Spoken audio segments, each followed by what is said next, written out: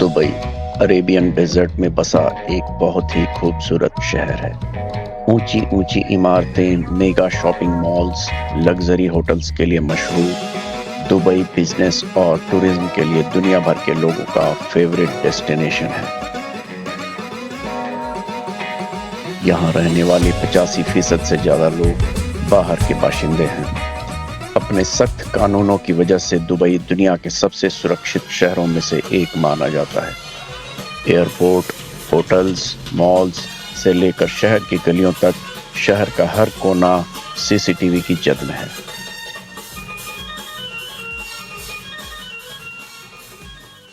جنوری 2010 کی ایک سرد رات، دنیا کے الگ الگ حصوں سے لگ بھگ 27 لوگ دبئی پہنچتے ہیں۔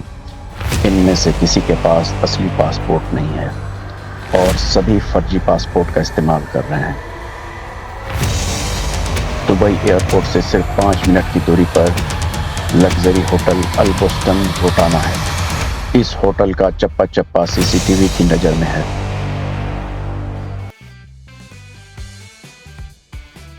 اگلے دن ایک خاص آدمی روم نمبر 230 میں چیک ان کرتا ہے۔ یہ آدمی یہاں اکثر آتا رہتا تھا،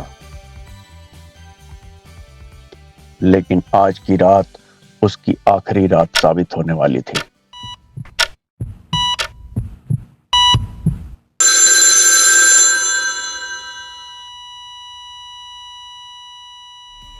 یہ کہانی ایک ایسے دساہسک مشن کی ہے جس کی مثال دنیا نے نہ کبھی پہلے دیکھی نہ سنی۔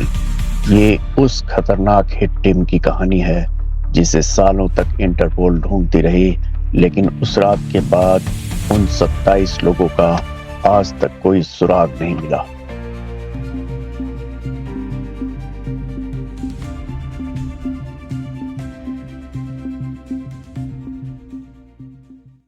المابوک کا جنم غازہ اسٹرپ کے جبالیہ ریفیوجی کیمپ میں 14 فروری 1960 کو ہوا تھا۔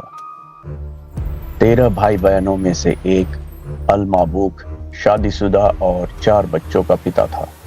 1970 کے دشک میں اس نے مسلم بردرہڈ جوائن کیا اور 1986 میں وہ حماس میں شامل ہو گیا۔ المابوک القاسم بریگیڈ کا فاؤنڈنگ ممبر تھا، جس کا مقصد اسرائیلی فوجیوں پر حملہ کرنا تھا۔ المابوک کا کام حماس کے لیے لاجسٹکس دیکھنا تھا اور ہتھیاروں کا انتظام کرنا تھا۔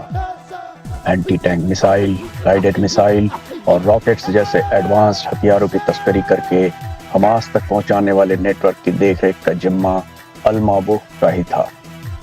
لیکن اس کا سب سے خطرناک آپریشن تھا 2 اسرائیلی فوجیوں کا اپہرن اور ان کی ہتیا۔ 16 فروری 1989 المابوک ایک جیوش ربی کے ویش میں گاڑی چلا رہا ہوتا ہے۔ ایوی ساسپورٹ نام کے ایک اسرائیلی فوجی کو وہ لفٹ دیتا ہے اور اس کے بعد اس کی ہتیا کر دیتا ہے۔ اسی طرح 3 مئی 1989 کو ایلان سیڈون نام کے ایک دوسرے اسرائیلی فوجی کو لفٹ دینے کے بعد اس کی بھی ہتیا کر دیتا ہے۔ اس کے بعد اسرائیلی فوج سے بچنے کے لیے المابوک پہلے ایجپٹ اور بعد میں سیریا بھاگ جاتا ہے۔ المابوک اسرائیل کے لیے ایک سائے کی طرح ہوتا ہے جسے تمام کوششوں کے باوجود اسرائیل ٹریک نہیں کر پاتا ہے۔ لیکن لگ بھگ 20 سال کے بعد المابوک سے ایک بڑی غلطی ہو جاتی ہے۔ حماس کے سینئر لیڈرز کے کہنے پر وہ الجزیرہ ٹی وی چینل پر ایک انٹرویو دینے کے لیے راضی ہو جاتا ہے۔ حالانکہ وہ اس ٹی وی انٹرویو کے خلاف تھا اور انٹرویو کے دوران اس نے اپنا چہرہ بھی ڈھک رکھا تھا۔ اس انٹرویو میں وہ اسرائیلی فوجیوں کی ہتیا میں اپنے رول کا خلاصہ کر دیتا ہے۔ اس کے بعد سیریا اور دبئی میں اسے ٹریک کرنے میں اس انٹرویو کا اہم رول ثابت ہوتا ہے۔ لگ بھگ اسی دوران موساد ہیڈ کوارٹر میں ایک میٹنگ ہوتی ہے اور لگ بھگ 2 درجن ایجنٹس کو لے کر ایک ٹیم بنائی جاتی ہے۔ اس ٹیم کا ایک ہی مقصد تھا، المابوک کو ٹریک کرو اور اسے ختم کرو، چاہے اس کے لیے کوئی بھی قیمت چکانی پڑے۔ 18 جنوری 2010 Dubai airport, operation plasma screen کا آغاز ہوتا ہے۔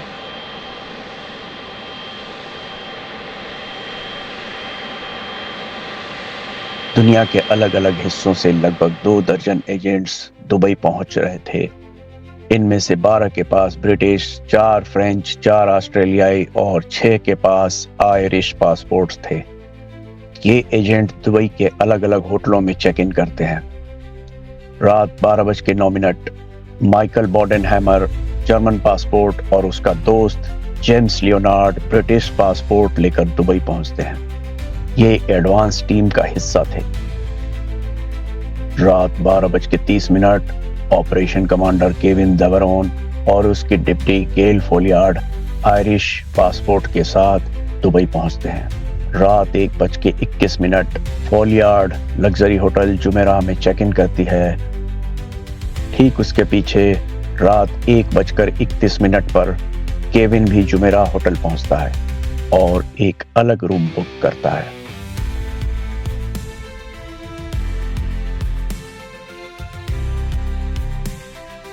رات 2:29 پر پیٹر ایلونگر جو کہ لاجسٹکس کوآرڈینیٹر ہے دبئی پہنچتا ہے اور اس کے ہاتھ میں ایک خاص بیگ ہوتا ہے۔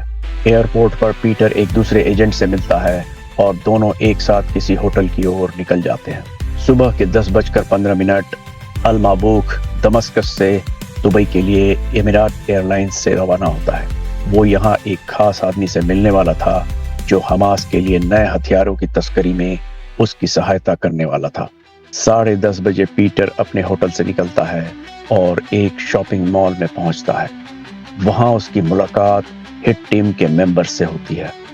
10:30 پر کیون اور گیل بھی اسی شاپنگ مال میں پہنچتے ہیں اور باقی ٹیم ممبرز کے ساتھ ان کی میٹنگ ہوتی ہے۔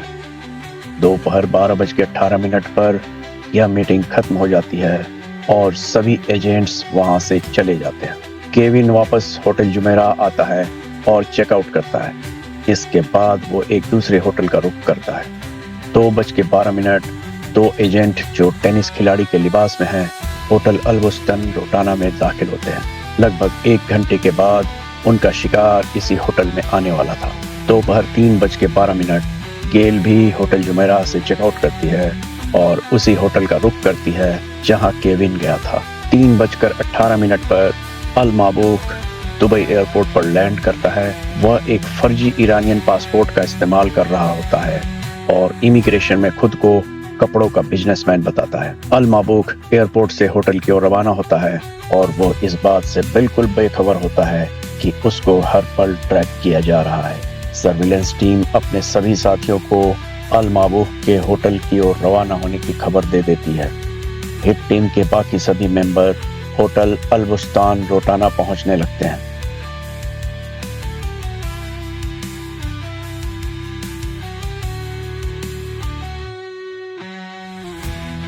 تین 3:25 گیل ہوٹل میں اپنا حلیہ اور لباس چینج کرنے کے بعد ہوٹل البستان کی طرف روانہ ہو جاتی ہے۔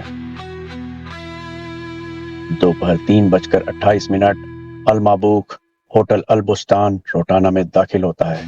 یہاں پہلے سے ہی کاؤنٹر پر ایک ایجنٹ جو ٹینس پلیئر کے لباس میں ہے فون پر بات کرنے میں مشغول ہے۔ 2 بار جان لیوا حملے کو جھیلنے والا المابوک ہمیشہ سترک رہتا ہے اور وہ ایسے کمرے کی مانگ کرتا ہے جس میں نہ کوئی کھڑکی ہو نہ بالکنی۔ اسے روم نمبر 230 ملتا ہے۔ لابی میں بیٹھا دوسرا ایجنٹ اپنے باقی ساتھیوں کو المابوک کے پہنچنے کی خبر دیتا ہے۔ دونوں ایجنٹ مابوک کے پیچھے لفٹ میں اس صفائی سے داخل ہوتے ہیں کہ مابوک کو ذرا بھی شک نہیں ہوتا۔ یہ سارا کام ایسے ہو رہا تھا جیسے کئی بار ریہرسل ہو چکا ہو۔ ان میں سے ایک بندہ اس کے کمرے کا نمبر جاننے کے لیے المابوک کے پیچھے جاتا ہے۔ ایجنٹ المابوک کے کمرے کا نمبر جاننے کے بعد اس کے سامنے کے کمرے کا بھی نمبر اپنے باقی ساتھیوں کو بتا دیتے ہیں۔ ایجنٹ اس کے لیے ایک خاص طرح کے انکرپٹڈ ڈیوائس کا استعمال کرتے ہیں۔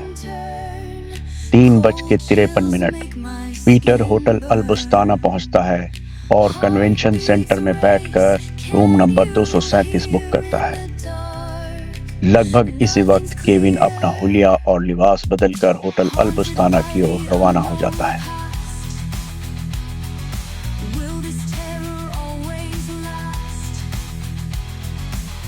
شام 4:03 پر ایک نئی واچ ٹیم ہوٹل میں داخل ہوتی ہے۔ اب تک گیل اور کیون بھی یہاں پہنچ چکے ہوتے ہیں۔ 4:23 پر المابوک اپنے کمرے سے باہر آتا ہے اور کسی مال کی اور نکل جاتا ہے۔ سرویلنس ایجنٹ باقی ٹیم کو کار کی ڈیٹیل دے دیتے ہیں اور مابوک کے پیچھے لگ جاتے ہیں۔ 4:33 پر پیٹر کنونشن روم سے ہوٹل ریسپشن پر آتا ہے اور روم نمبر 237 کی چابی لے لیتا ہے۔ 4:40 پر پیٹر کمرے کی چابی اور اپنا ہینڈ بیگ کیون کو دے دیتا ہے اور ہوٹل سے چلا جاتا ہے۔ 4:44 پر کیون روم نمبر 237 میں داخل ہوتا ہے۔ 5:06 گیل بھی پیٹر کے کمرے میں داخل ہوتی ہے۔ 6:32 پر پہلی ہٹ ٹیم ہوٹل میں داخل ہوتی ہے۔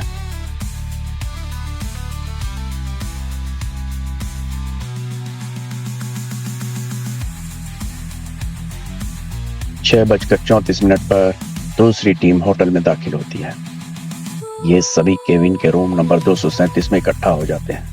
8:04 پر جب روم کی صفائی کرنے والا سٹاف سیکنڈ فلور سے چلا جاتا ہے، اسی وقت ہٹ ٹیم المابوک کے کمرے کے الیکٹرانک لاک کو ہیک کر کے اندر داخل ہو جاتی ہے۔ 8:20 پر المابوک واپس ہوٹل آتا ہے۔ سرویلنس ٹیم اس بات کی خبر کیون اور ہٹ ٹیم کو دے دیتی ہے۔ ہٹ ٹیم المابوک کے کمرے میں اس کا انتظار کر رہی ہوتی ہے۔ 8:27 اندر داخل ہوتے ہی ہٹ ٹیم مابوک کے منہ پر ہاتھ رکھ کر بجلی کا جھٹکا دینے والی گن سے اسے قابو میں کر لیتے ہیں۔ اس کے بعد اسے بدن کو سن کرنے والا انجیکشن دیا جاتا ہے۔ المابوک اب آدھی بے ہوشی کی حالت میں تھا۔ اسی وقت تکیوں کی سہایتا سے اس کا دم گھونٹ دیا جاتا ہے۔ اس پوری گھٹنا کے دوران کیون اور گیل لفٹ کے پاس نظر رکھتے ہیں۔ 8:46 قتل کے بعد ہٹ ٹیم وہاں سے نکل جاتی ہے اور ایئرپورٹ کا رخ لے لیتی ہے، اور سب سے آخر میں 8:51 پر کیون المابوک کے کمرے میں داخل ہوتا ہے اور وہ وہاں موجود سبھی دستاویزوں کی تصویریں لے لیتا ہے۔ اس کے بعد کیون کمرے کے باہر ڈو ناٹ ڈسٹرب کا بورڈ لگا کر ہوٹل سے باہر نکل جاتا ہے۔